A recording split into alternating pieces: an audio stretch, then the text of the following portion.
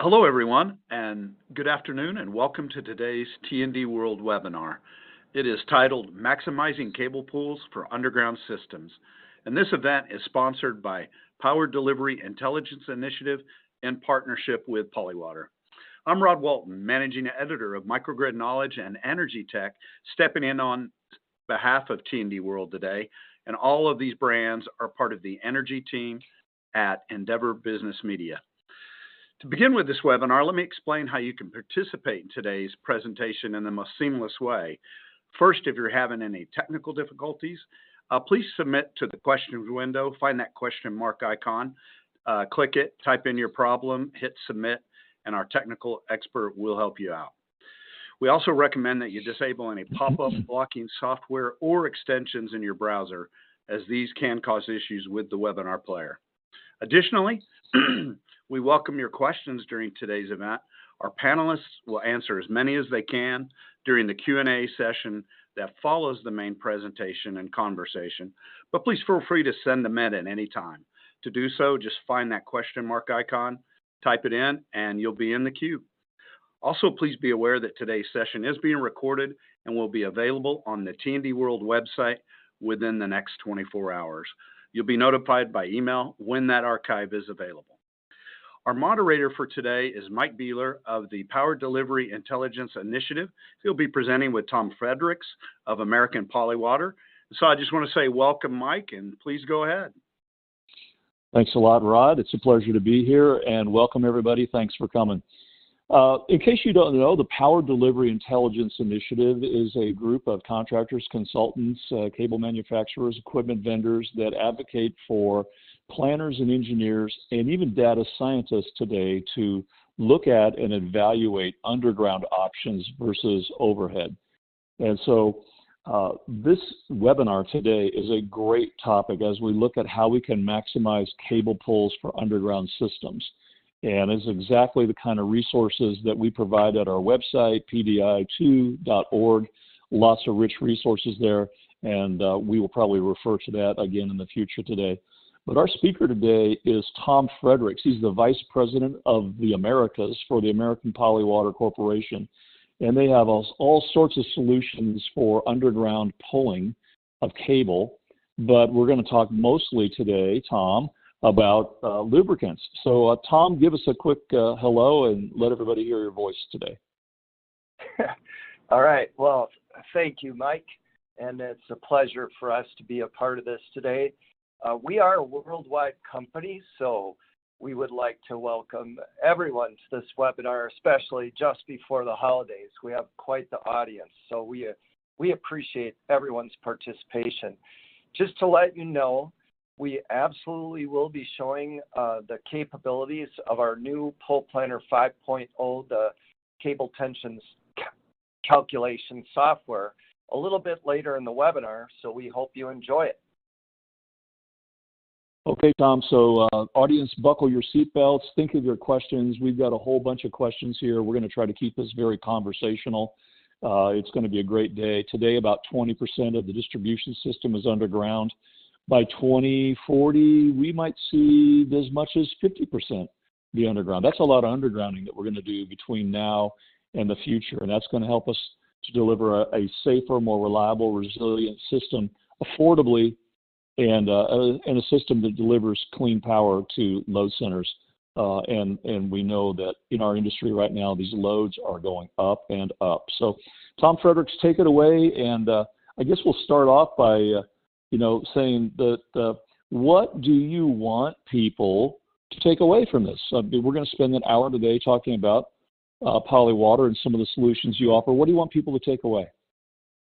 Well, number one, our offer to everybody that's participating on the webinar is to provide them with a free copy of the Pole Planner 5.0.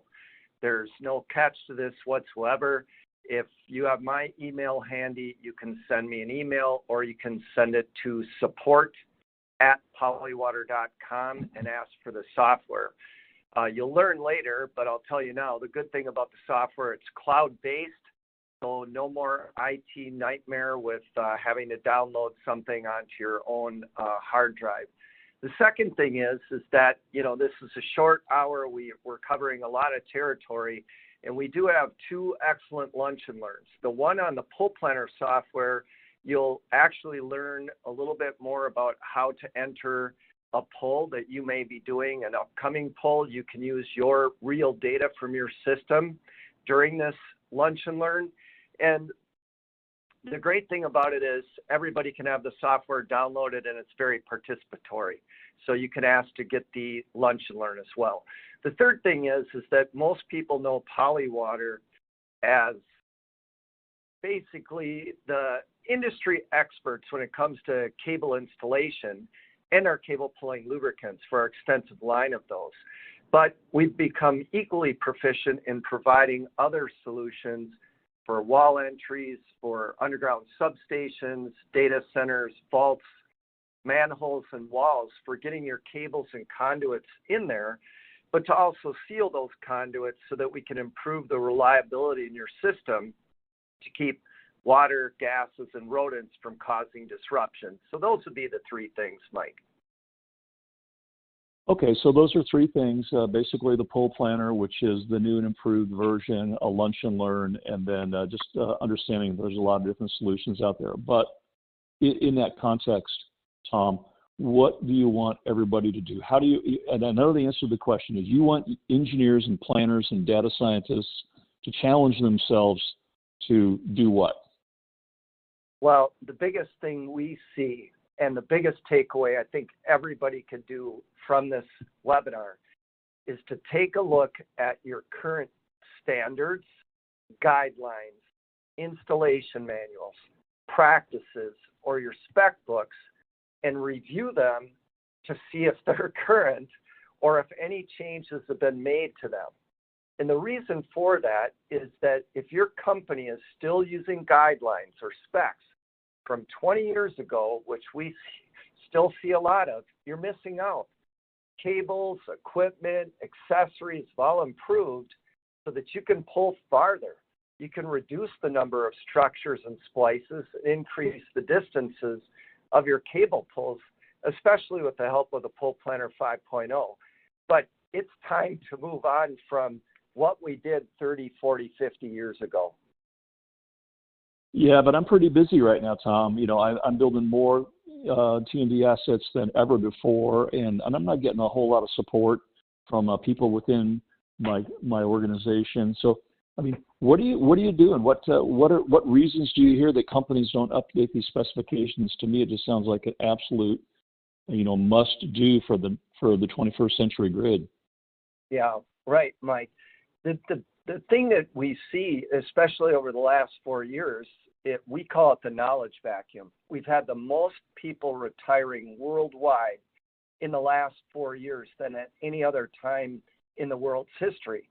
So we hear, hey, our company, we just don't have the staff to take a look at those standards or specs or take a look at new ways to install cable, or, that's the way we've always done it and we don't have a problem. Or, well, we don't have the data to support pulling longer distances, or we don't know how to start or how to even vet our own standards.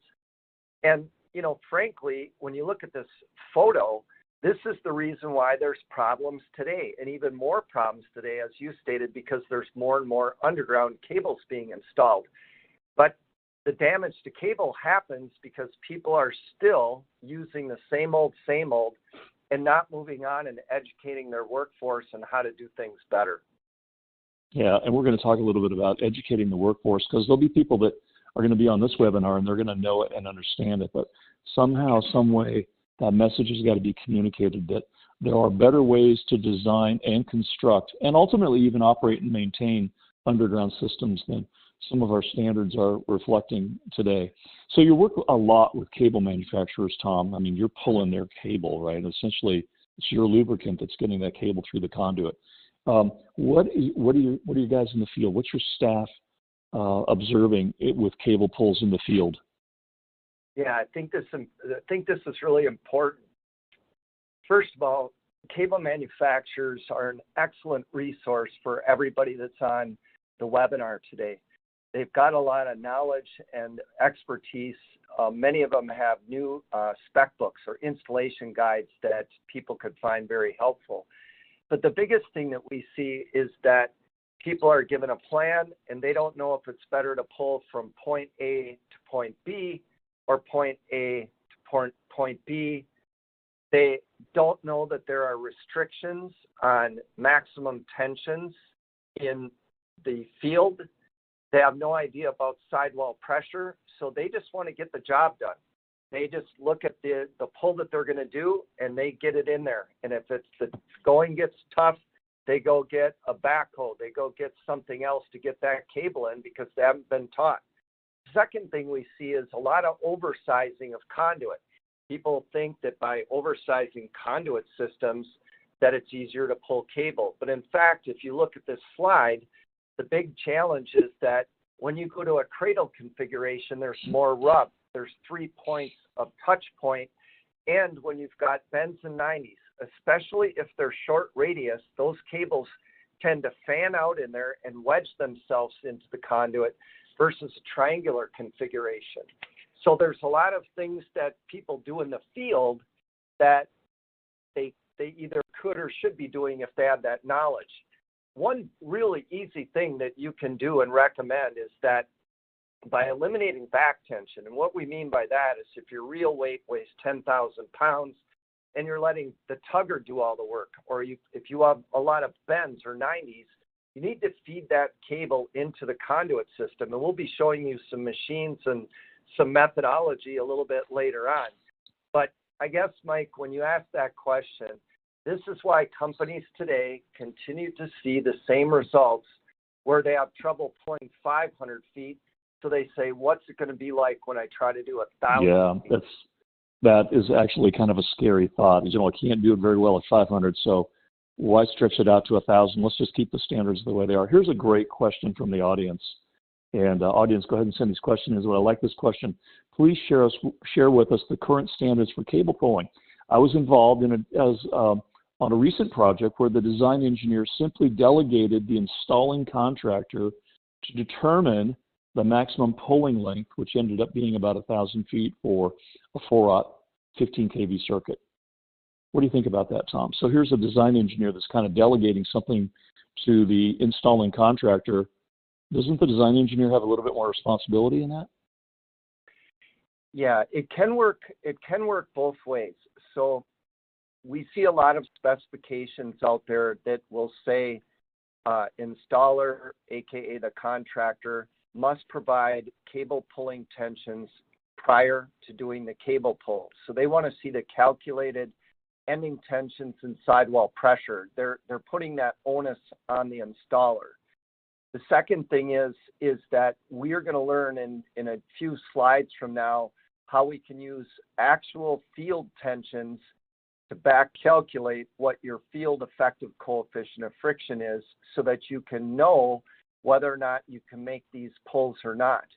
So when you talk about the engineer, that's the benefit of being on this webinar today. They can get a piece of software that's free and run some of these calculations to take a look at their own designs and actually become more of an asset for the provider or the customer or the client that they're working for by reducing costs of splices or taking a look at layouts. 100% agree with that. Well said. Okay, so talk to us a little bit about this Pull Planner 5.0. What's new in this? And you're going to explain it to us a little bit. A lot of people signed up for this webinar. A lot of people signed up for this webinar. And they probably signed up because they want to know more about the Pull Planner. Yeah, and I think that there's a lot of people online right now because they're using our Pull Planner 4.0 or some previous version. And really, the new software has got a lot of big changes. So one was the IT nightmare, not that those people are a nightmare, but the policies with, you know, the downloading of software. So the new software is cloud-based, so it's awesome. The second thing is that there really wasn't a collaborative way to share polls or work on polls together. So as long as you work for a company, I see Noel Smith is on from Fortis, Alberta. If you've got an @fortisalberta.com email, then anybody that has that ending can see the poles that you're working on. Anybody outside that, cannot see that domain name, and it is private. This is your own information. You have to decide whether you want to share it with Polywater or not. So by having a project-based pole and being able to download it, you can have multiple people working on it so that it's very dynamic. Also, the database has gotten much, much larger. Okay, so we just had a question that came in from somebody in the audience. They say, I stopped my poles at 450 feet. I didn't even know about this. So what about those people that don't know about this software and what it does? Can you tell us a little bit more about maybe some of the highlights of Pole Planner 5.0? Yeah. So for the person that asked that question about, your standard right now is you're going to pull 450 feet and then you're going to be in a manhole pull box, but that's what you're going to do. The software, what it can do is do what-if situations. So let's say that you've got 5 manholes in a row that are all equal distance, 450 feet apart. I'm going to show you in a few slides here how you can look at if you named each manhole A, B, C, D, E, you can see what it is pulling from manhole A to B, A to C, A to D, A to E. So you can see how far you can pull. So the Pole Planner helps you with your design and your what-if scenarios. Some people have wrote in about cable fill. This will analyze your jamming probability. So what is the percentage of jamming that can occur? So this way, if you have a customer that needs 3 500s this year, but they want to put in 3 750s, you could see if keeping a 4-inch or a 5-inch conduit is relevant for today and tomorrow versus just going to a 6-inch. Obviously, the cost of a 5-inch or 4-inch conduit system is going to be less expensive. We're going to do back calculations, a demo there. And what I mean by that, real briefly, is that we're going to use your real data from the field to tell you what your multiplier, your coefficient of friction is. So if I were to, let's say it a different way to the audience, it's like figuring out your gas mileage if you don't have a trip computer in your car. So if you had a 10-gallon gas tank and you went 10 miles and you went to a gas station filled up with a gallon of gas, you know that you're getting 10 miles to the gallon. You are using real field data to figure that out. The software has a massive database for your cables. You can now attach your cable specs to those cables so that if you're going to be doing a lot of cable pulls, you can pull from that. This is available in metric as well, which is really handy. And the software itself, besides doing all of these things, can add new equipment such as rollers, shivs, and cable pushers. So, that's fascinating. You already made reference to coefficient of friction. And wouldn't you say that maybe that is the biggest unknown factor on every cable pull, is the coefficient of friction? 100%. And we've already seen that slide come in about, hey, we're using a certain number out there. How do we check it? How do we use it? So really what a coefficient of friction is, it's a measurement between the outside of your cable jacket. So if it's linear low density polyethylene or if it's a PVC conduit, you've got a different coefficient of friction based on whether it's a PVC jacket and a PVC conduit and so on and so forth. Polywater is really the only company that has created machinery to evaluate what these coefficients of friction are. And I know that we've got a worldwide audience, so we've got all kinds of interesting conduit out there and old conduit systems. We did things, let's say for Con Edison, that they had wood conduits or tile conduits, or we've done work for other utilities online today that have Orangeburg duct. interesting duct systems out there where now they're pulling cable in and they have no idea the condition of the conduit or what that surface is going to generate. So our machines, the friction table, can take different types of conduits and different types of cable jackets and run hundreds of tests to come up with the average coefficients of friction that are very accurate. The second thing is our multi-bend device, which we created for a nuclear plant to do a study on pulling a cable over existing cables. But this allows us, Mike, to do more real-world testing where we can put a back tension on the cables and we can put multiple bends on there. Again, we want to mimic what's happening in the field in our lab as best as possible. The third test is a Telcordia test, which is generally used for fiber optic cable. But by far, best way to calculate your coefficient of friction, because people who are online from Arizona or the northeast part of the United States or Canada or South America, you all have different environments. You have different cables, you have different cable jackets. But we've been involved in some of the longest pulls in the industry. Certainly everybody's heard about the CHPE, the Champlain Hudson Power Express project. We work very closely with all of the people involved in that project to create pulls that are longer than 8,000 feet. A marquee pull that was written up a while ago was the Pearl Harbor pull, a continuous cable pull under the Arizona to Ford Island of 5,200 feet. These are just two examples of hundreds of examples of our relationship with the customer to take their field data, back calculate it, so that we can give them what their effective coefficient of friction is. And before so we move on, you have said a lot, and there's questions coming in, from all over the world. Frankly, here's a question from Canada, and I won't read it all, but the challenge is this user could not find a reliable reference or code mandate for coefficients of friction numbers. But what you're saying, Tom, is that you go out and build your own database of coefficients of friction by essentially reverse engineering on your cable pulls. correct, because you are using the exact data that nobody can argue with. This is your pulling machines or your dynamometers, which I'll explain here in a minute, of measuring that tension you get in the field. And so let me give you a really good example of this, of one utility. Utility had 3 major pulling crews. They were all pulling cable, and they did a lot. This is a huge underground utility, but they found that crew A, B, and C were getting completely different results. If you look at this slide here, it's the lubricant that you're using, how it's applied, how much you use. That was one difference that they saw. The pulling crew A that got the best results was using the right amount of lubricant and put it in.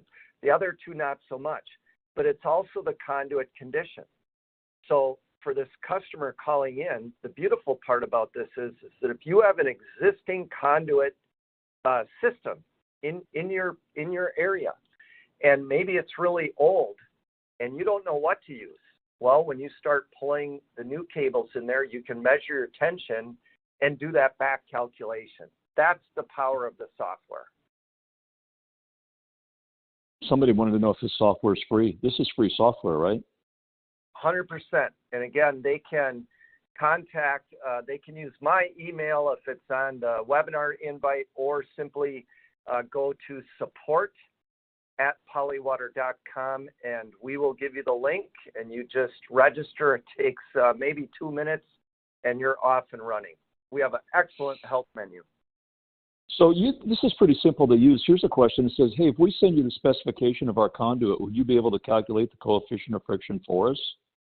Your answer probably would be, no, our software is pretty straightforward.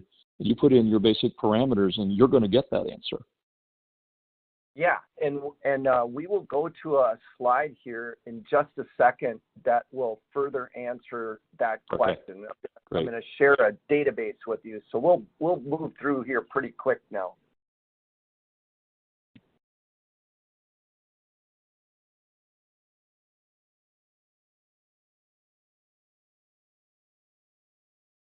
Okay. So, well, Mike, here's what I'll say about this. For this particular, I guess, question, just know that if your teams are not using enough lubricant, the danger is the blue bars show if you weren't using lubricant, which is going to be a very high number pulling dry. So if you did your job of calculating and you did say, okay, let's use the software, let's calculate it, let's do it, and now you're seeing numbers that are not being kind or accurate, it's important that you specify the right lubricant and the right amount of lubricant. So there's a difference between a generic lubricant and maybe a more performance-related lubricant. Yeah, 100%. So on that one, when you take a look at, let's say, a generic specification, or you look at a performance specification, a generic one would read, use lubricant. A performance specification would tell you to use a lubricant that's compatible with that cable jacket, and it would give you an amount to use. And that amount that you would use, a simple guideline is use one for 100 feet of cable pulled in, or for 30 meters of cable being pulled in, use 1 gallon of lubricant. I know we're going to answer this later, but does the engineer know that what he or she specifies is actually being done in the field? You have a pretty high level of confidence that these performance specifications are being transferred or translated into the field construction? Okay, so again, what I would say on these marquee jobs that Polywater is involved with right now, these monster underground transmission jobs or extra high voltage jobs, there are some very specialized contractors that Polywater works with out there. And if anybody would like some recommendations, I won't say it online here, but certainly reach out to your Polywater regional manager or us for that. But the thing is that the utilities that do the most amount of underground cable pulling generally have a field foreman or a lieutenant that goes out to ensure that the, let's say, procedures and the specifications are being followed. And that could be that they're positioning the puller and the feeding reels to go the right direction. It could be that they're using the winch line versus a pulling rope. It could be the right amount of lubricant. It could mean that they're observing that the cables are being fed into the conduit system. So to ensure this, the two things that you could do is, number one, you can obviously have somebody come out, a superintendent, to take a look and make sure that that is being done. And secondly, you could also require and start recommending that when the people are doing their cable pulls, they are taking their ending tension off of those cable pulls so that you know they're not exceeding the maximum allowable tension. Got a really interesting question here from the audience. Big public power utility, Tom. It says, for you to back calculate coefficient of friction using actual tension, your model has to match the duct bank or route exactly. Every bend, every elevation change, etc. The odds of that seems pretty low. I guess you could get close. Do you want to comment on that? Yeah, so that's another great question. So remember, a couple of slides ago, we talked about the condition of the conduit. So what affects ending tension and sidewall pressure? Polywater has a great website. We have a knowledge base area, and one paper that we write, affectionately, is called Straight as a Snake. So you talk about HDPE conduit, which is a wonderful conduit.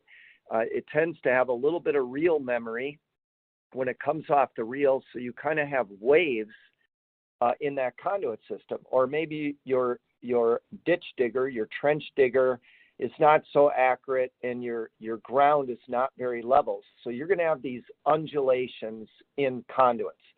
The other thing that you'll have is you'll have the unknown of existing conduit systems. So what this person is worried about is, well, I know that this exists, which is brilliant on their part that they're recognizing that nothing is perfect. That's the power of doing the back calculation that we're going to show you, because now it's going to start taking into these factors that are hidden. We don't know that that conduit is 100% level, or it's not going up at a 2% rise and down at a 1% rise. We ask them to mandrel or prove the conduit out. That's another best practice. But we can't get every piece of sand out of there. That's why, as you start doing that database, Mike, that you were recommending, start harvesting that data, you can really come up with an average based on what's happening in your system. I've been advocating that for a long time, ever since I learned what you guys do with your software and with your lubricants, I think, and with coefficients of friction. I designed some systems as a young engineer, and we didn't get as sophisticated as what you're doing today. But it's an expectation of mine today that I think that engineers, this next generation of engineers and planners, this is just the way it's done. The technology has changed. This is not your grandfather's distribution system. The technology has changed, and we can be much more deliberate in our designs and have safer, more reliable, resilient, and affordable systems. Okay, Tom, you're going to take us through the software now and show us how to design cable pulls in the software and give us some examples of how to do it correctly. Is that your plan with this next slide? Yeah, correct. And I think, Mike, if you start scrolling down in the questions, I can answer some of these coefficient of friction questions coming up, because there's some good ones. So, yeah, audience, you're doing a great job with questions. Thank you very much. Yeah. So one thing for everybody online to know is this is not wizardry.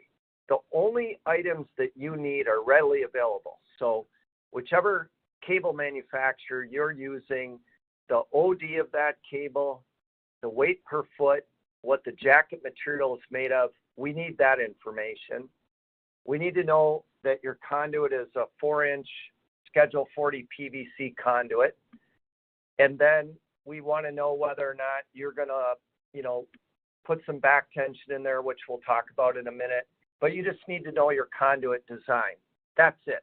So there's nothing more for you to really need other than that. Now, there are many questions coming in the queue, and our people, Wade, Garrett, Pat, Ryan, and Mark, these outside salespeople, Madison, that work for us, they get a lot of companies that say, we use a 0.35 because that's the industry guideline. That's the coefficient of friction we're using, and it doesn't matter if it's PVC conduit on a PVC jacketed cable or if it's linear low density polyethylene on a polyethylene jacketed or a polyethylene conduit, excuse me. The problem with that is there is no one coefficient of friction. That friction is going to vary based on the outside of the conduit surface and the jacket itself, that material. So if we look at this slide, you will see that if we use a coefficient of friction in our planning of a 0.35, which is very conservative, your ending tension is going to be over 21,000 pounds. And your sidewall pressure is massive. You probably can't even do this pull. So the coefficient of friction that you see below that of a 0.18, you can see the results of this. The reason why the 0.35 has been such a benchmark in the industry, especially for a lot of the cable manufacturers, is of the unknown. They have to warranty that cable. They don't know if the conduit was put in properly. They don't know the equipment that's being built. They have to factor in these things because they are warranting. They are standing behind their products, basically. So because of the unknown, and there is absolutely nothing wrong with being conservative, when you use the software, you can use the 0.35 as your conservative number. And I believe there is a question on here that I'll answer with this next slide. And that is this customer, or the client on here, that's saying that they use a 0.18 coefficient of friction, or a 0.11, because that's what we calculated based on using the type of lubricant in our database, and then the conduit type and the jacket type. Told you that the lubricated number for that product, Polywater LZ, let's say, is 0.11, but they're using a factor of 0.22. So we always recommend that when you're using the database or entering the pulls, which we're going to be starting to do on the next slide, is you always want to use a number of value higher as kind of your safety number. And so you could use a 0.11, a 0.22, and you could use the 0.35 as the high number. That's why going back and back calculating what's happening in your situation is so powerful.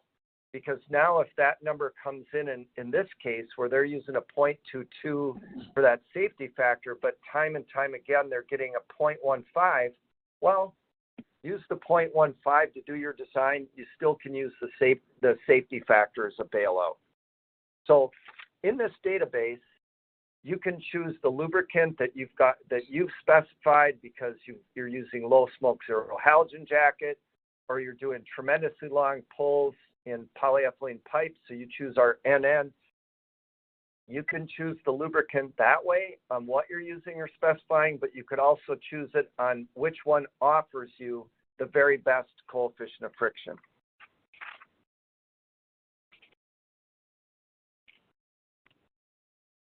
Okay, do you want to talk about what direction to pull? Do I pull from, in this particular case, do I pull from A to B or from B to A? And does it really make a difference? And if it does make a difference, Tom, whose responsibility is it to get out to the field to make sure that a contractor or a utility crew knows that it does in fact make a difference what direction you pull? Yeah, so if a ticket came out and the typical utility crew would go out to do this pull. So let me just explain the pull quickly. You've got your reel of cable, whether it's triplex, whether it's parallel or a single cable, doesn't matter. The software can calculate all of that for you. So whether it's factory triplex, parallel, 4 cables, 6 cables, does not matter the number. It can handle all of that. We're pulling straight down. So straight down from horizontal is 90 degrees. We're going to go 5 feet around to 90. We're going to go 800 feet. We've got 2 horizontal 90s. And then we're going to finish the pull by stubbing up through that final 90. The majority of the crews, when we put this slide up and ask them, which way would you pull cable? And let's say that the 3 cables weigh 6 pounds per foot. Which way would you pull? The majority of the people would say from A to B. And we ask them why. And they would say, well, if something happens, at least we got cable in 800 feet. We'll dig down. We can put in a pull box. No big deal. Or they'll say, well, you get ahead of steam. And when that steam gets going, Mike, then you can hit those bends and you can do it. Or they might set up where it's easiest to place the tugger and their reels.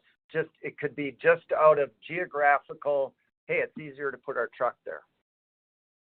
The problem is, and that we're going to learn about, is that in our software, so I'm going to kind of walk through this pull here. So remember, I told everybody online here that all you need is the weight per foot of your cable, the outside diameter, the jacket type, the conduit, and the size. So what we did here, and I'm just going to show you, this is what you would enter. So you would enter your first segment, it's 90 degrees, and it gives you a drop down, it's 0, 90. For those of you online, if you were doing a river crossing or going over a bridge, or you were simply going uphill or downhill, you can put in a 7-degree rise, 7-degree decline, and that would be your direction, down or up. It's the length of the straight pull to the end of that 90. So you can see that we've got a 90-degree bend here, and it's a 3-foot radius. And the software gives you a negative value here. And that's because we hope that you're positioning the reels over the top of that stub up, and you've got the weight of the cables and the gravitational pull. That's why you have a negative number. As you go on here, what you're going to see is you'll see that it gives you the ending tension and sidewall pressure to each point on this pull.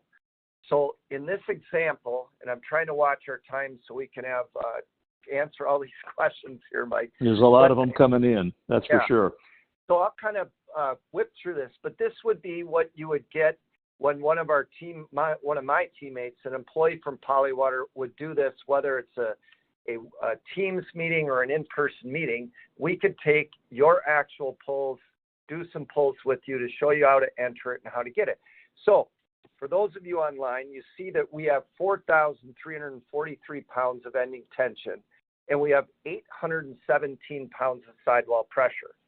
Now, another feature that the software can do is when you put in your cable data in the cable database, and if you've got a pull planner 4.0, you can move that database over to the 5.0.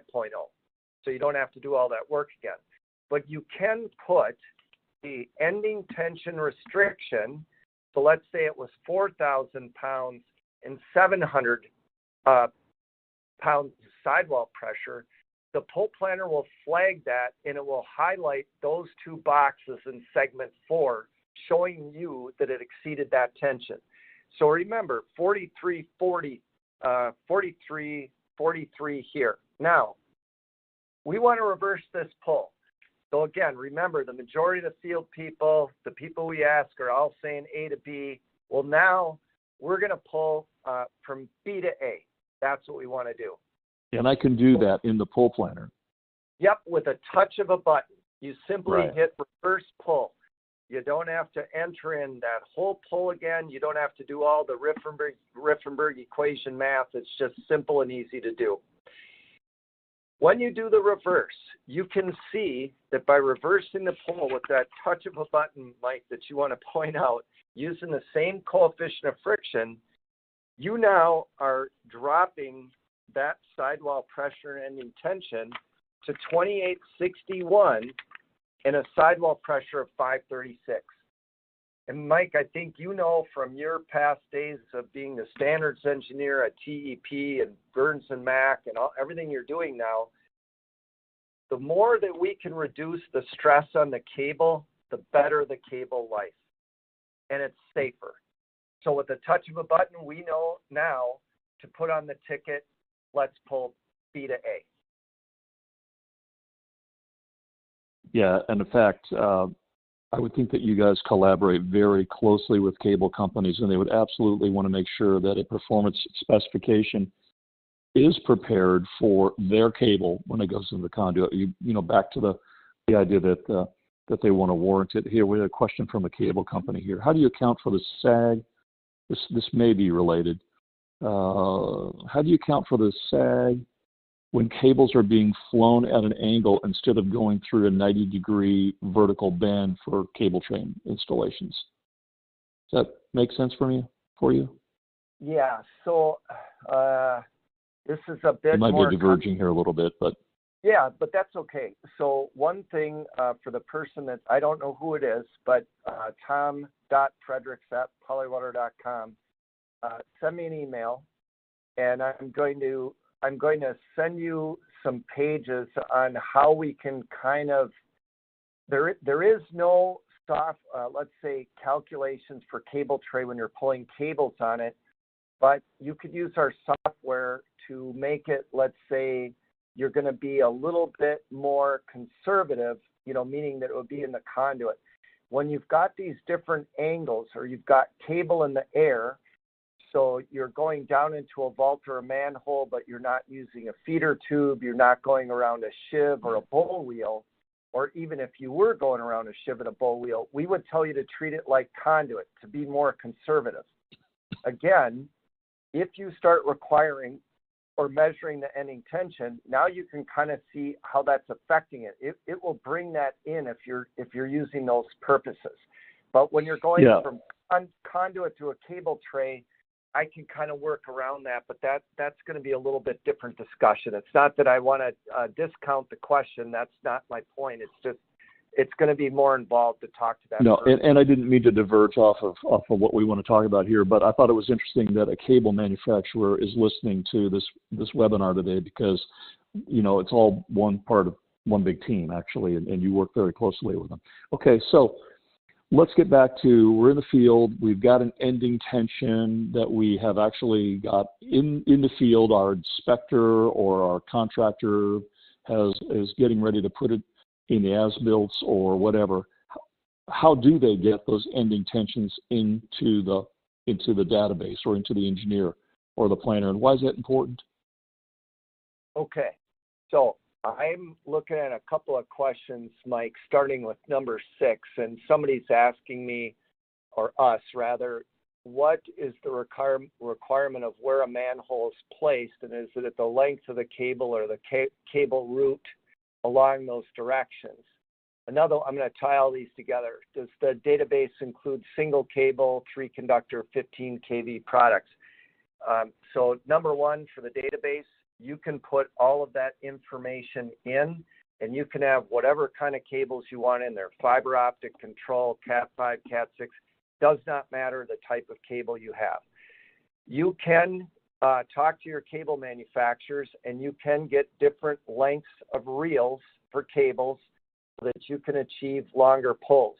It's really the requirements, what the maximum tension that needs to be allowed or sidewall pressure, that's the restriction. So tying that into this observed ending tension, we calculated that we would have 4,343 pounds. Now, when we say take the ending tension off the cable tugger, pulling machine, or dynamometer, we want you to take that measurement when the head end of the cable is coming out of the end of the conduit system. It may be up and down over the course of that pull, which you can record, and some of these machines are wonderful. They give you a ticket foot by foot, what's happening the whole way, but you want to do it when the head end is coming out. So in this case, when the head end of the cable came out and it's 4,843 pounds, what you're going to do is you're going to click on the observed tension, and you're going to enter 4,843 pounds. Then you're going to hit calculate the coefficient of friction. So remember, this is the gas mileage. This is real world. This is exactly what happened in the field. It's going to tell you that your field effective coefficient of friction, by having that ending tension of the 4,843, is a 0.19. And as you mentioned before, Mike, and some of the audience has asked about, this is the reason why you can start requiring your crews. They already have these machines. It's not like they can't get this information, but have them start measuring this so that you can improve your cable pulling practices. Now you know if your average is 0.19 for 20 pulls, 30 pulls, the person that asked about what's my limitations of where I can put my manholes, vaults, pull boxes, this is what's going to help you, because this is what you're getting. And whose responsibility is it ultimately to make sure that that number is pulled off of the machine in the field, off the dynamometer? That would be the field crews, Mike. That would be something that we would recommend that the utilities or specifying engineers start requiring, because again, if it's a generic spec, cables should be pulled in, don't exceed it. How are you going to know if you exceeded your tension? The only way you're going to do it is by observing it. So again, let's bring up the issue of somebody saying, I've got 2 crews, parallel pulls. One crew got this, the other one got a different number, or you've got different conduit situations. With this one, let's say that this conduit was an old Orangeburg duct, and now using a 0.18 coefficient of friction, they calculated 4,343 pounds, but they observed the ending tension of 4,343. Now what they're going to do is they're going to enter that, they're going to hit back calculate, and now that you can see that their field effective coefficient of friction was 0.20. do you think these coefficients, so let's say I'm in a service territory, and I'm in a big metro area, like let's say I'm in Phoenix or Denver or someplace like that, and are the coefficients of friction going to vary geographically? Or again, do they vary because of the conduit and the type of cable I use? Or should I expect a lot of variation in this new, more field-related coefficient of friction? Yeah, I think to best answer your question, it is more about the conduit condition, if it's very hot out or very cold out. So in Arizona in the middle of the summer, cable reels are outside, the sun is baking the jackets. The jackets are warm, the cable is very slack, very, very relaxed, versus the people online from Canada or Finland, and they're pulling in the middle of winter, and that cable has got massive reel memory. So it's really more about the jacket and the conduit, and then the conditions that are out there, and using the right amount of lubricant.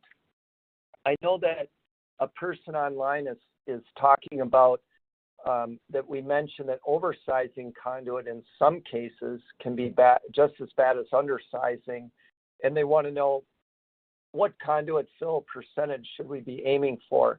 Well, if you're doing contractor industrial work, and I am going to speak holistically, depending on your codes, Canadian Electrical Code, National Electrical Code, if you're on from Japan or something, you're restricted by the code. It's going to tell you can't exceed 40%. Utilities, as long as they're not bound by the code going into a building, we see max fill going to 90%. It would be more about the software of the weight of the cable and how they're configured in the conduit, whether you have 3 points of rub versus that triangular, and the software can help you with that. That would be a good one. Was there We're coming up on the top of the hour here, Tom. But you wanted to talk about some new equipment that's out there as well. Do you want to talk about that briefly? Sure, because the new software also it involves more and more items that people are using. So rollers and shivs is one, and these really are kind of more frictionless when you're going around a roller or a shiv. It helps the cable roll. You're still going to get sidewall pressure. There's still tension there. But instead of going around a 90 inside a conduit, this is just more friendly, especially when you're going up Main Street and then you have to turn right or left on First Street. But the other one that people are using a lot of, they will use reels that automatically feed the cable, or reels that are frictionless, that you can roll the cables off to help prevent that back tension, but cable pushers. And there are several manufacturers that make a cable pusher, and we just wanted to take a minute here just to show some data on putting in a cable pusher into your system, or using rollers and shivs, and what the outcome is. So when you put in a pusher, typically it's on the feeding end of your cable pull. So you're pushing the cable into the mouth of the conduit. In this example, in that pull that we shared earlier, we put it after that 800 feet, kind of like a mid-assist, just to show you what's going on. Because the pusher is moving that cable, there's a negative tension there. And depending on the length afterwards, that negative influence will turn into a positive depending upon the length of it. Now, cable pushers are a little bit limited in the sense that if you had a cable that was very slack or it wasn't stiff, the stiffer cables tend to work better. So power cables versus, let's say, a fiber optic cable, although there are mid-assists that you can use there. But you can take a look at the influence of the ending tension, where it used to be 43, and you can see whether it's a 0.18 or a 0.20, it's dropped both the sidewall pressure and the ending tension. Again, with the cable shivs, when you take a look at adding that into the software here, you can also see that these also can have an influence on your ending tensions for the cable pull. I know that because of all these questions, we're running up on the hour, so I'm just going to tell you quickly that we do have guidelines within our software in the help menu, and a typical add-on tension for a roller or a shib that we would tell you to put in there would be between 75 and 200 pounds. Again, if you ask your cable manufacturer, they're just a fantastic resource. The last one to show you, Mike, before we maybe answer a couple of questions is, because of the length of the cable pulls out there now, you've got these massive under lake, under bay, under river, or bridge crossings that have these big long arcs. That could be on a boulevard.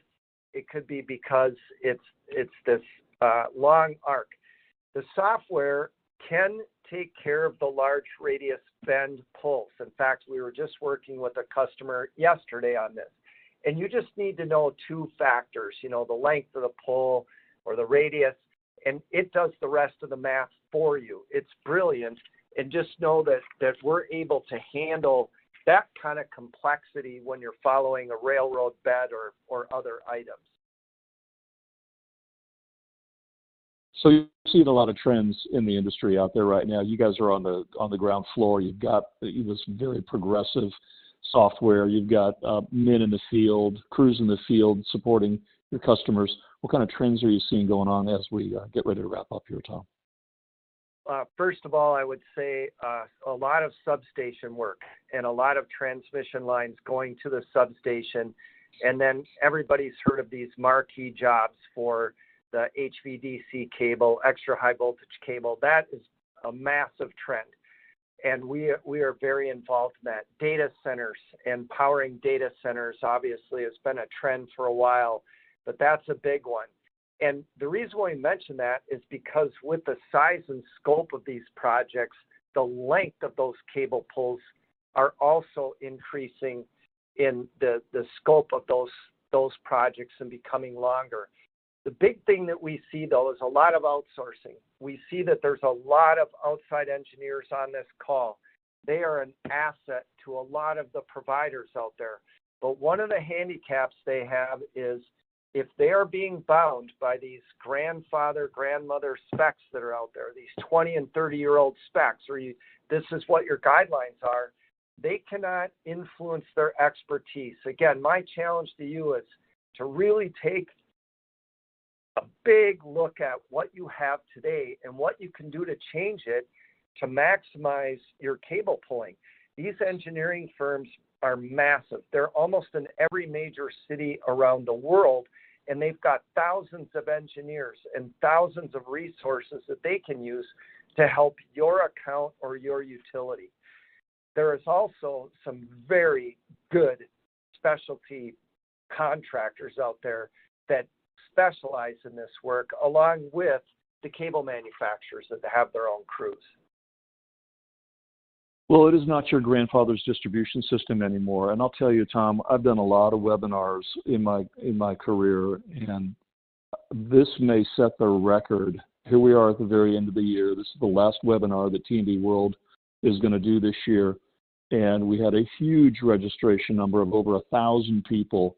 And we have a massive number of questions that we didn't get to. I think we got some of the topics addressed. And I know that Polywater will come back and answer these questions. But you know what that says to me, Tom, is it says that people are really, really interested in underground right now. They have heard the message that underground makes a more reliable, more resilient system. Certainly what we're interested in today. It's increasingly affordable, and that's certainly something that the Power Delivery Intelligence Initiative has been talking about a lot. And frankly, it makes a safer system. So give us a concluding remark as we wrap up here, and tell the audience thank you for listening today. Yeah, real quick, because we have 79 questions. I will personally answer these questions, and for those of you that keep asking, my email is tom.fredericks, FREDERICKS @polywater.com. Again, the software is free. We hope you take advantage of that. Sign up for lunch and learn, and attend those trade shows. Thank you. Well, and there up on the screen is your contact information, Tom. So, thanks a lot today to Polywater for being engaged in this. They're a member of the board of directors of the Power Delivery Intelligence Initiative. PDI Squared is a rich resource for all of your needs in the future when you're looking at all things underground. And we thank you today for listening, and just ask that you be safe and have a wonderful holiday season. And Rod, back to you. All right. Thank you, Mike. And I echo you guys, and just what a fantastic presentation and what a great participation from the audience. I'm afraid we have run out of time. And as Tom noted, for those questions they didn't have time to get to, he will be working to get back to you via email as time allows. And that concludes today's presentation, Maximizing Cable Pools for Underground Systems. On behalf of T&D World, I'd like to thank our sponsors, Power Delivery Intelligence Initiative and Polywater, and our speakers, Mike Beeler of Power Delivery Intelligence Initiative and Tom Fedricks of American Polywater for their presentation and a great discussion and so many great questions that you guys asked, and thank you for that. I'm Rod Walton. I want to wish you a great rest of your day, everyone. Happy holidays. Hope to connect with you soon on another webinar in 2025. Thank you and goodbye.